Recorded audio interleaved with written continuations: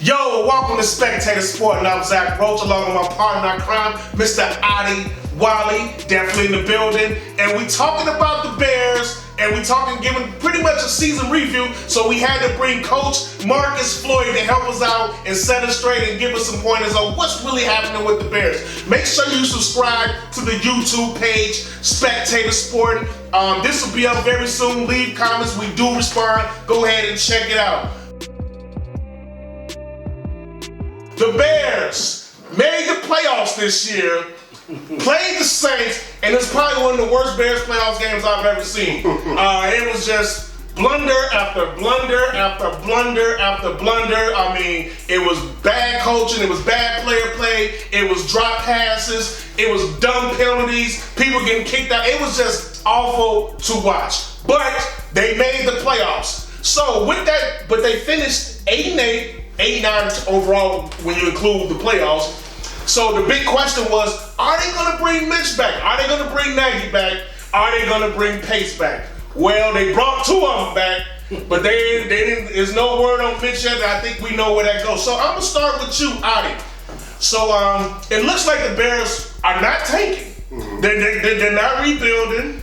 How do you like the decision that was made by the Bears this pass? Well, you know what? I realized that a team don't have to become the worst team on the planet for 3 to 5 years in order to find their franchise quarterback, okay? The Houston Texans was a 9-7 team when they drafted Deshaun Watson, and the Baltimore Ravens was a 9-7 team when they drafted Lamar Jackson, and the Kansas City Chiefs was a 12-4 team when they drafted Patrick Mahomes. Okay. And so all these teams built a strong supporting cast. Then they traded up in the first round for their quarterback, for their guy of the future. Now, the Miami Dolphins, they chose another route. They decided to tank and do the rebuild thing, and they ended up with Tua. And there's some Dolphins fans that's kind of nervous about that, thinking he might be the guy. It's too early, but it's just not a guarantee that if you're terrible for 3 to 5 years, that you're just going to find John Elway, Dan Marino.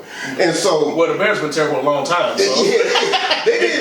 No, but the Bears... You know, the Bears haven't been like bottom of the league, every year. You know, like 3-13 every year, 2-14 type stuff. And the Chicago Bears, you know what? We just went through a rebuilding process recently when the Chicago Bears fired General Manager Phil Emery and head coach Mark Trestman in 2014. They fired Lovie Smith after he won 10 games in 2012. Tanking and rebuilding is overrated. Most of the teams that have success today in the game, right now, the teams that's having success over the years consistently is not the result of a tanking, rebuilding process. And so I just think tanking is overrated, and I'm glad they're not tanking and rebuilding. You make a good point, but I will say you this: all those teams that don't have to, that's not taking rebuilding, have a quarterback. That's the whole difference. That's what it comes down. They have quarterback. Marcus, same question to you. What did you think? What do you think about the Bears' moves? Keeping Ryan Pace, keeping Matt Nagy. It looks like they're not going to rebuild. What do you feel? What do you feel about it? So let's start off with the head coach. The head coach has been there for 3 years. We brought him in to be our QB whisperer, to be the offensive guru. I personally think there has been some horrible schemes, not just the play calling. I think there's just been some horrible schemes. I think Matt Nagy, as I said on this show before, has tried to force his system down people's throat, and they didn't have the personnel. I look at 2019, they went on a 4-game losing streak, and look at 2020, a 6-game losing streak. So we're looking at these last 3 years. In these last 3 years, the overall goal is to win the game. Yeah. They have 28 wins. Yeah. And in the league, that's 12th best. So to me, that does not say rebuild. Mm-hmm. So I'm glad myself that they're not rebuilding. Now, when we look at Ryan Pace, he's been there 6 years. True. That's a different thing. I don't have the support for Ryan Pace as I have for Nagy, but I do think Nagy, with this defense is obviously on the wrong side of 30. I don't think you're going to get much for Mac at this point. I don't think you're going to do some really huge contracts. I think at this point you have to play it out. I think you have to play it out because that defense window, I think that defensive window is still open. You do need major improvement on offense. Let the head coach do what he's came to do. But I'm glad myself that they didn't blow it up because as Adi alluded to, rebuilding means years and years in at the bottom of the league. And I think there's been a lot of teams that has Kansas City Chiefs won a championship. They were able to stay in the middle of the pack. They were able to stay in the middle of the pack. They struck gold, obviously, with Patrick Mahomes. I'm not saying we're going to strike gold with a quarterback or anything like that, but 28 wins in 3 years does mean something. And maybe it was the weaker schedule, whatever it was, but 12th in the league does not mean blow it up. And so I don't think we should blow it up with 28 wins in 3 years, 12th best in the NFL. I agree with both of y'all when y'all say that you shouldn't blow it up, and I agree with you, Marcus. They have won some games. Whatever the record is, 2 playoffs in 3 years. I mean, that's better for any Bears team, and probably, I think Lovey was the last person. Yeah, I think Lovey was the last one to do 2 in 3 years. Yeah, something like that. I do like that, but I also see the direction that the team is going. Like you say, 2018, it was 12-4, number 1 defense. Mitch looked okay, and then once again in 2019, no improvement. It got worse. The quarterback didn't get better. The skill position didn't get better. Except for Allen Robinson, but he wasn't home. He wasn't a drafted Bears player. He was a free agent.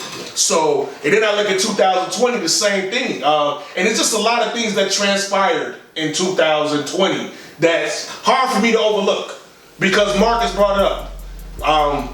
Nagy, he wanted to force his offense on his players. So he felt a way that, okay, Mitch cannot run my offense. He can't. So we need to go pick up Nick Foles, and I'm going to play Nick Foles. Boy, did that backfire. True. That backfired so bad. That, to me, that really exposed me and showed me, wow. You know what I'm saying? All the time we bash, don't get me wrong, Mitch has his faults. He's not perfect. He'd probably never be a Pro Bowler, but I'm not saying Mitch was the answer. I'm just saying it just happened that was crazy. And they went on a 6-game losing streak and could barely score any points. But guess who? Guess what? They put Mitch back in the game.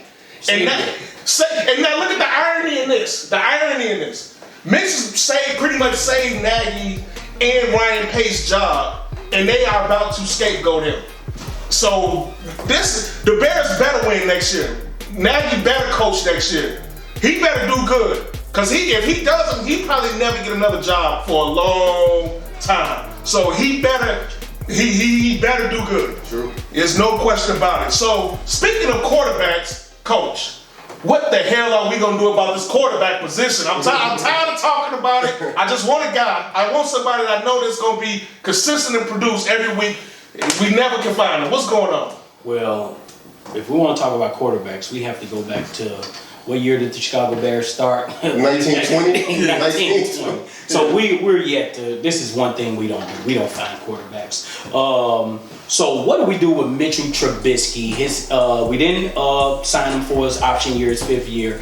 So I said before the press conference the other day, it has to happen like this. Mitch Trubisky and Matt Nagy does not work. That relationship does not work. So now that we have said Nagy is coming back, I think it's evident that Mitch Trubisky cannot be our quarterback. Don't even want him being our backup because I'm scared he'll beat out somebody, whoever we bring in. So as I seen through the year, Matt Nagy never wanted Mitchell Trubisky. All right, I think we've seen that. Matt Nagy never trusted Mitchell Trubisky. And the relationship, as I just said, that does not work. So Mitchell Trubisky cannot be our quarterback.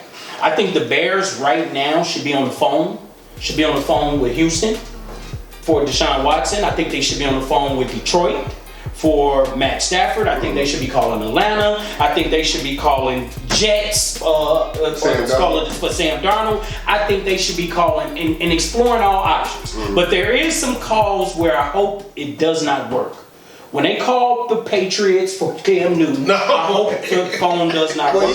When they call San Francisco for Jimmy G, I hope the phone does not connect. As well as when they call Philadelphia for Carson Wentz. I hope the phone does not work. Wow. So there's going to be a lot of quarterbacks that's going to be on the market. A lot of teams are drafting early this year. That's going to be drafting a quarterback, and they're going to be trying to replace their quarterback and trying to make some moves. So I do think the Bears because they're going for it all. It's not a rebuild. Yeah, It's not a rebuild. Not a rebuild. And with that first round draft pick or second round draft pick, they have to draft a quarterback. They have to draft a quarterback. I don't care if it's Nagy in the room with Pace. I don't care who it is. If Nagy's our coach, he should have some say so. I know most people cringe at that. But I think they have to draft a quarterback. They have to explore every option of what our quarterback situation gonna be. I just don't think you could bring back Mitch Trubisky if you're bringing back Matt Nagy. We've seen this relationship that does not work. Yeah, I'm with you. I agree 100%. They can't get together. Sometimes it's just a relationship. Like, you don't put up with this person. It's not working. It just can't work. So I agree 100% with that. Adi, what are we going to do? What are the Bears going to do with this quarterback position? Well, first I looked at free agency, and I don't see Andy Dalton or Fitzmagic thriving in the Bears uniform. And Jameis Winston just can't wait to throw his first pick six Right. in 2021. He just can't wait. And Cam Newton fell off, all right? And so now you got to look at the draft. In the draft, it's unlikely that the North Dakota State quarterback Trey Lance will fall all the way down to the Bears at the number 20 pick. Plus, he's only 20 years old, and he played in the Missouri Valley Football Conference, same with Western Illinois, okay? But it is not a lot of big-time competition. I would like him to go back to school. He might come out because he's probably going to be a first-round pick. Yeah. And so now you got Alabama's Mac Jones is a possibility at the number 20 spot, but he had to get past the Patriots at the number 15 spot. They need a quarterback, and he had to get past the Redskins. They pick at number 19. And plus, Mac Jones, he's not very elusive, and he's not very athletic, and that wasn't a problem behind that Crimson Tide, Alabama, top-notch offensive line. Yeah. He can sit back there and bake a cake and throw the ball. Now, when he's going to lead and get these edge rushers coming at him, I don't know how he's going to adapt to that. Now, Without the same playmakers too. Yeah. exactly. Yeah, so I don't know about Mac Jones. You know, he's accurate and everything, but so now you get now Marcus brought it up. The trade scenario seemed like the best, most likely scenario to replace Mitch. Detroit. All right, so Matthew Stafford, do they want to trade him? He's 32 years old. He has 3 years left and $62 million left on his contract. And so now you look at Derek Carr. He has 2 years left, $42 million left on his contract. He's only 29 years old. Are the Raiders willing to trade him? We'll see. I don't think so. And then you get what will be the draft capital that you will have to trade to these teams in order to get these guys? And so it will be a lot. You mentioned Carson Wentz. The guy, he makes how much money? He's going to make it over the next 4 years, $134 million Nice. for Carson Wentz, okay? You talk about and Matty Ice, he's 35 years old. He has 3 years, $119 million left on his deal. So we talking about, so the trade scenario, I'm not really seeing it. Now, I think Derek Carr contract and Matthew Stafford contract is more doable for them to get. Now, so here's how I look at it. I kind of disagree with y'all. I look at Mitch Trubisky as a mediocre Mitch. We call him mediocre Mitch, okay? I look at him as a bridge quarterback like Joe Flacco was to Lamar Jackson, like Fitzmagic was to Tua, and Alex Smith was to Patrick Mahomes. I feel like you got to keep Mitch Trubisky because I don't really see no other option. Yeah, but I just don't see that relationship. I don't think that. You listen to that press conference. They pretty much, when they spoke highly of Nick Foles of all people, but when it came up to Mitch, they were just like, everything's on the table. That let me know everything. They made a point to say we need better play at the quarterback. So I listen, I don't think Mitch and Nagy cannot be together next year. They both need a break from each other. I see what you're saying when you're saying Mitch being that gap quarterback and for a guy they draft or whatever, but that means these guys have 2 and 3 years left on their contract. I think these guys, the coaching staff, as well as the GM, they got to make a move like it's a 1-year deal. Yeah. So that gap year would be great if it was a lot of years left on the GM and coach's quarterback on contract. But I think they got to go for the splashes, and that defense window is closing really quick. So that's what I'm looking for. We're going for it all, or it's got to blow up. You know what? My thing is, I don't really look at 2021 as a make or break year. I look at it like the defense. We talk about the defense, all right? So there's 3 starters on the defense that's 30 years old. Akeem Hicks is the oldest, 31 years old. Robert Quinn, 30 years old. Tashawn Gibson is 30. He's a free agent, so hopefully they resign him. He played very well at New Orleans. I like the way he played. Yeah. So, Roquan Smith was 23, Eddie Gold's 27, Eddie Jackson's 27. We got a lot of Kyle Fuller's like 28 years old. These guys, and you want to talk about other players in the league, Aaron Donald's 29 years old. You know what I'm saying? So I think these guys got a few more years left in them. But just like when we had Lance Briggs and Urlacher and Peanut in them guys played until their early 30s and mid 30s, and they were still effective. I feel like this Bears defense, you can keep adding to them. Like we got Jalen Johnson at quarterback. We can keep drafting guys and adding to it. I feel like we should keep this nucleus together, and then when Hicks gets too old, we can just draft somebody to replace him. And I feel like we should keep Mitch, and unless we can make a trade for Matthew Stafford or Derek Carr or something like that. If you can't do that, I feel like you got to keep Mitch and just look at what Houston did with the Houston, when they got Deshaun Watson.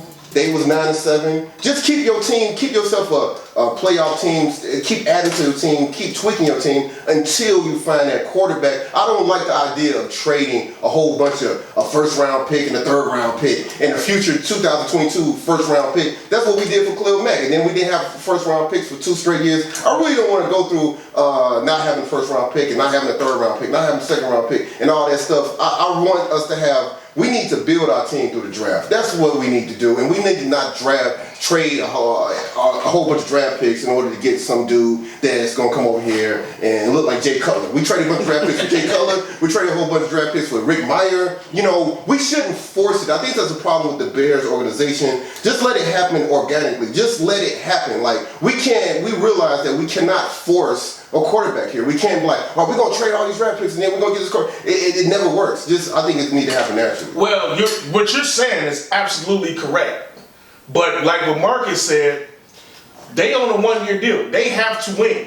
Ryan Pace and Matt Nagy have to win. And going to the playoffs is, now that you've been 2 out of 3 years, is not enough. You have to go to the playoffs and win a game in the playoffs too, at least, for them to bring their job back. So you're right. The mentality you have is right. And bringing Mitch back, I think I would bring Mitch back if Nagy wasn't coming back. I'd be all for Mitch coming back.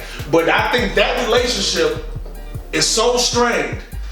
You're gonna hear some stories that come out from the Bears of how that strained that relationship really is. I mean, you already got people talking already about like the relationship between Nagy and Mitch. I just do not think they will be able to coexist. What you're saying is correct.